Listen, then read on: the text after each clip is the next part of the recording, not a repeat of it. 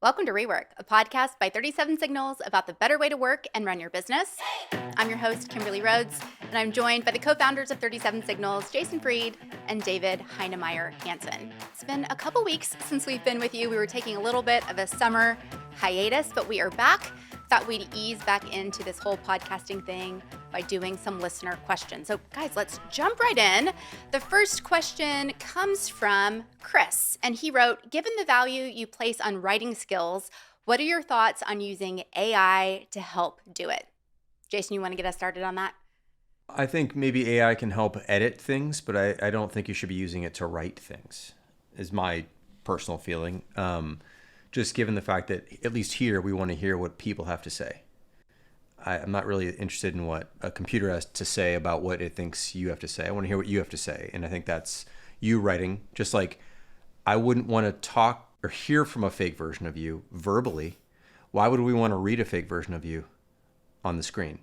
That said, I've written some things and I've thrown it through like a paragraph or even an essay through ChatGPT and just like picked up a couple things and had some suggestions on how to phrase things. Like I think that's as if you're asking someone else, what do you think? But I think you got to start yourself. That's my general vibe on this. I was just going to say, I use ChatGPT almost like I would a thesaurus when I'm like, I need another word for, is kind of my use case for it.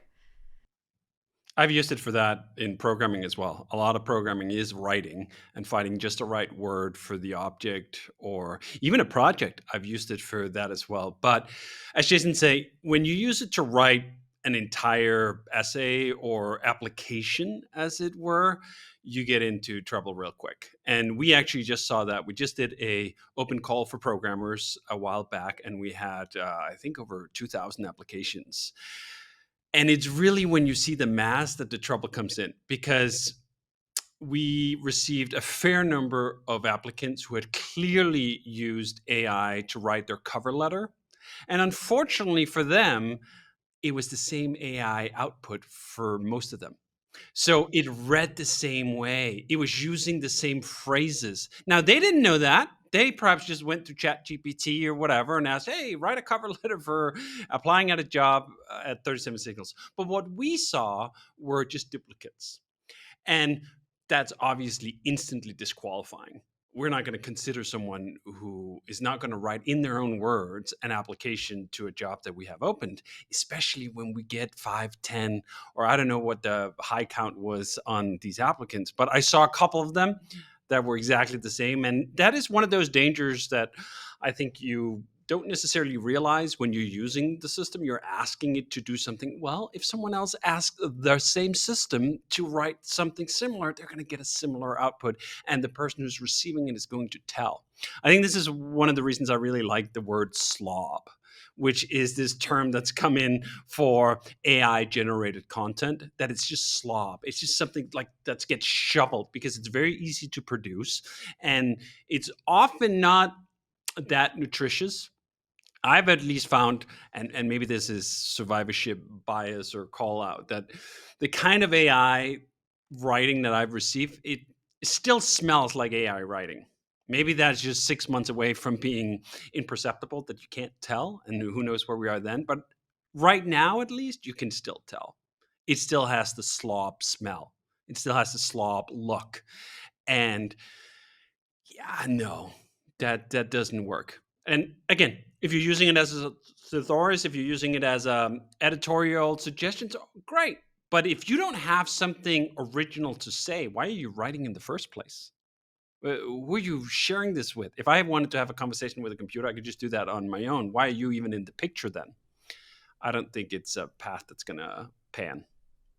Okay, speaking of AI, did you guys hear about that commercial that Google pulled? The help me write Sydney a letter. It was around And the that was Olympics. exactly the same thing, right?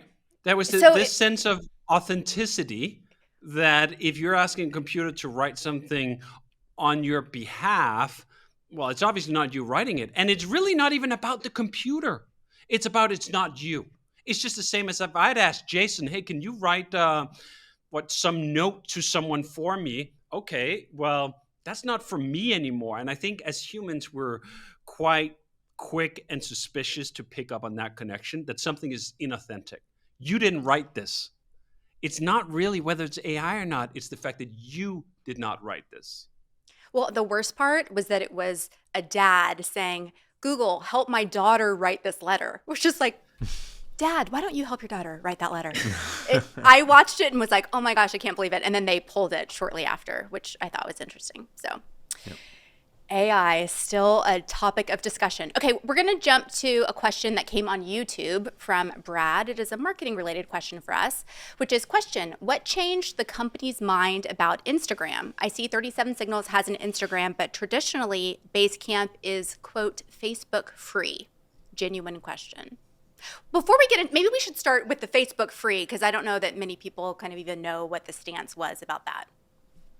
Yeah, so Facebook Free came about, I think 2018, 17, where as a reaction to the fact that we have never liked, to put it mildly, targeted advertisement. And targeted advertisement is sort of where instead of placing an advertisement in an outlet where you're like, oh, I'm advertising to golfers, I'm going to put an ad in a golf magazine. You find golfers wherever they are because Google or Facebook or someone else has gleaned that information about them. And then even when they're on something unrelated, you're going to get ads for it. In particular, I don't know if Jason feels quite as strongly as I do, but I in particular have always found that just like a really unbecoming way. I've found it as a gross violation of my own personal privacy and of people on the internet in general. I think it's allowed a lot of content on the internet that could never have been commercially viable to suddenly be commercially viable because it no longer mattered what the content was. It only mattered whether you could attract the eyeballs. And in that realm, Facebook, along with Google to some extent, but Facebook really was the face of being the worst of that. And we just thought, you know what? We don't like these targeted advertisements as they are. We don't like what Facebook is doing around this. We shouldn't be spending our money on this. Now, I think what's interesting what has happened since then. I don't know if I've softened my opinion on targeted advertisement in general. I actually still think it would be great if that was just outlawed, as some cities have done, for example, with advertising in the public space. I think there's a city in Brazil. There's a couple of cities in Europe where you can no longer have billboards of advertisement. Vermont has that, by the way, at its state level.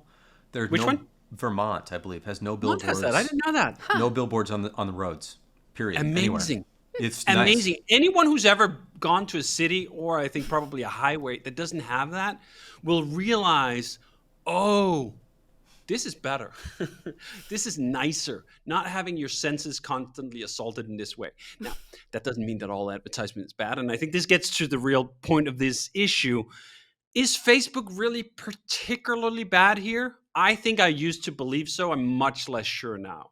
Much less sure that Facebook is some unique evil in this regard. I think there's a real issue still with targeted advertisement. I think we should probably update our stance on that. I don't think today I would not take the stance of calling out Facebook in particular with this and say like, well, we're not going to do business with Facebook. We don't want to do this kind of business at all. We don't do targeted advertisement. We don't have an interest in it. But calling out Facebook as some unique evil in this regard, I think now that was misplaced. I would also add that there's something that aesthetically bugs me about dismissing an entire company or something because of one thing they do that we don't like or something like that. There's something, I feel like that was it's sort of a thing people used to do a bit more. And I think we've maybe softened on that a bit here. It's like, let's just not call out everybody who does something that we don't like and then be like, we will not do business with them. I mean, it's one thing if they're particularly egregious or there are probably lines we can draw there, but I don't necessarily think that this is a line so much anymore. That's my general feeling on it. Like, kind of like lighten up a little bit. That's their business model. They're trying to make it work. That's obviously working well for them. Instagram's a great product, actually, in all the fundamentals. I don't use Facebook itself, but Instagram's quite a good product, although, it's, of course, been overtaken by ads and it has its own issues. But, like, at its core, it's good. It's kind of fun, actually. So, I don't know. It's just like I feel like hating less is a good idea in general here, especially like at the corporate level. There's plenty of things people don't have to like about us and like to write us off completely because we said one thing or we do one thing. Like I would kind of feel like that's a loss too. So I don't think we should do that on the other side. Again, there are exceptions, I'm sure, but I don't think this is one of them anymore. Yeah, I think as a general stance on this, we've lightened up. Yeah. And I think I wish that was a general sense that like we would all do. And to me, at least, the last, let's say, 4-ish years have really been instructive in that regard. Like, how stark do all the lines have to be? The thicker we draw them, the more we're boxed in. And do you know what? I've really become less enthused by that. And it goes not just to the Facebook question, it goes to a lot of different ways. I used to use Twitter in a substantially different way than I use Twitter today. And a lot of it was more on an aggressive tone with other companies or individuals in a sort of antagonistic way, I think it's fair to characterize it. Is there a place for that? That someone's calling that? Yeah, there probably is. Like, do we need to carry as much of it as we used to do? No. Do you know what? Maybe this something is also about just getting old. That like you're like, all right, fuck it, I'm 45 now. I don't have time for this shit anymore. But I think also some of it is zooming out and go, do you know what? You can always rationalize, almost always rationalize in the moment the particular thing you're so just offended about or so passionately in a position to. And okay, yeah, maybe, but you add all of it up from everyone all the time and you go like, no, do you know what? My contribution to that overall temperature being as high as it is, I don't want that in there. Now, pulling our 5 drops out of that ocean, is that going to make a difference? No, but neither was it the other way around. So if you're going to recognize something, pull back just on your own behavior. Be a little less harshly drawn in those regards. Be a little more just like, okay, do you know what? We're not going to do targeted advertisement. Does that mean that we have to get on the barricades with one particular company like Facebook about this? No. So I think it is a product of its time, and that time has passed, certainly for us. And I think also for more people, at least in some circles, in some regard, I think overall in tech, we've been moving away from some of those stances. And I think that's really healthy. And I'm happy to see it. And we should actually do a more formal sort of, I don't know if it's a retraction as much as it's just like, do you know what? I don't want to. This shouldn't be one of the tent poles that we have. Let's pull that tent pole out of the ground, chug it somewhere in the bin, and then stand for something slightly more positive. It's similar to like to people. Like I don't write anybody off because there's something I don't like about them. And that's not how I am. Like many people are. They don't like one thing, and that person is absolute garbage. Like I don't think that's a healthy way to live or move through this life that we have and the time that we have. So it's similar. Like so we don't like this company's business model. They're not the worst thing that ever happened to the world because of that. Let me even double down on that. Yeah. Not only is it not the worst thing, I have. And again, it doesn't invalidate the fact that I don't like targeted advertising. I can not like targeted advertisement and also appreciate that there are companies and products and whatever that have benefited from it. And I think maybe this is where I've gotten enlightened about this is Toby at Shopify helped me see that a little better. I mean, he's at the forefront of this, right? He hosts literally millions of shops of small independent makers, and a lot of them live and die to some extent by this targeted advertisement, or at least by advertisement through Instagram. Can we imagine another world where that didn't exist and they were still able to? Yeah, we probably can. But that's not the world they live in right now, right?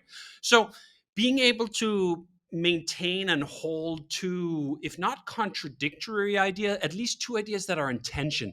I don't like targeted advertisement. I think the internet would be better without it. Also, there are all these shops that are using it and prospering from it. And do you know what? Maybe that's also good.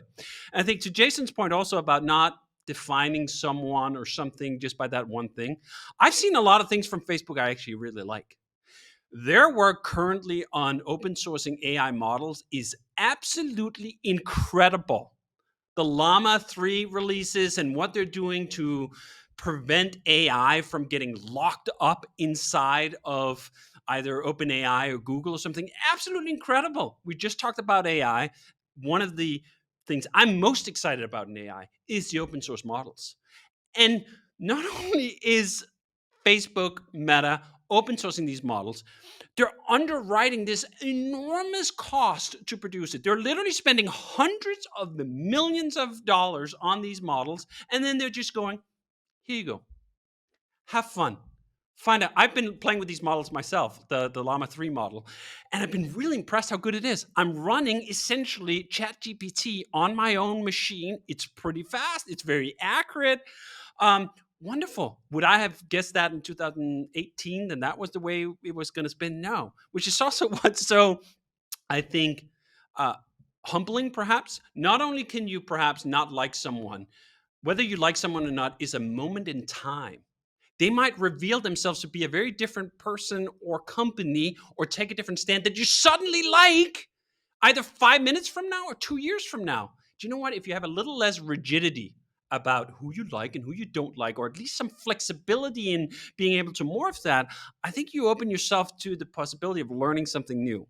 And I've certainly learned a lot of new things about Facebook Meta that I really like. There's still some of the old stuff I don't really like, but so what? I think almost anyone on the internet would say the same about Jason or I. Would say the same thing about Basecamp or 37 Signals. Oh, I really liked what they said about the cloud exit, but I hate what they say about targeted advertisement or whatever. Okay, good, great. Let's not all be clones of each other with exactly the same opinions on everything. Let's have different opinions. Let's have different companies that lean in different directions and try different things. And do you know what? In the end, the market usually, if it gets to work, and this is where there's a whole antitrust thing, but if it gets to work, sorts it out. Great, good. The other thing I would add is just, this is maybe like a personal growth thing, but for me, perhaps, but I can't even say I like or dislike somebody. It's more like I don't like that part of them, or I like this part of them. People are very complicated. And what I see a lot of people doing is completely dismissing somebody because they don't like one part of them and then transferring that to the rest of them. And they miss out because people are interesting and complicated and contradictions, living contradictions. We all are. So just like if you're going to, look at something, I don't like that little thing about them. There's a lot left. There's a lot left of them. And I think it's just a healthier way to go through life. Again, maybe it's an aging thing, but I've come to believe that fully. I think Zuckerberg is a great example of that. Again, as with many public figures, I used to have quite the cardboard cutout of whoever I thought that individual was. Very interesting individual. A lot of folks at that level who've achieved the kind of things that he's achieved are like bound to be interesting people because it's a very rare combination of factors that leads to that, right? And I think his own personal different ways of being have been unfolding from like the archetype of the android giving testimony before Congress to like now this chain wearing MMA loving individual on a freaking surfboard with an American flag, and just like, I love this episode of reality. Like, wow, that's so fascinating. It is just fun to see that, right? And I think again, the levity is part of this. If you are, and like you can't appreciate the levity. And again, the best show on earth is reality, and it's been putting out some banger seasons, especially in tech right now. I mean, you got Zuckerberg on the one side. I feel the same thing about the other, perhaps, controversial figure, Elon Musk, right? Like I used to be very critical of basically everything that Elon did, and then got a growing appreciation for just the vast contributions he's literally made to humanity. While also still going like, isn't it fascinating that literally the richest man in the world who shoots rocket towards Mars, hasn't quite reached yet, but shooting towards Mars, transformed automotive industry entirely, is also the shit poster on Twitter? I mean, Jesus, reality, what a show.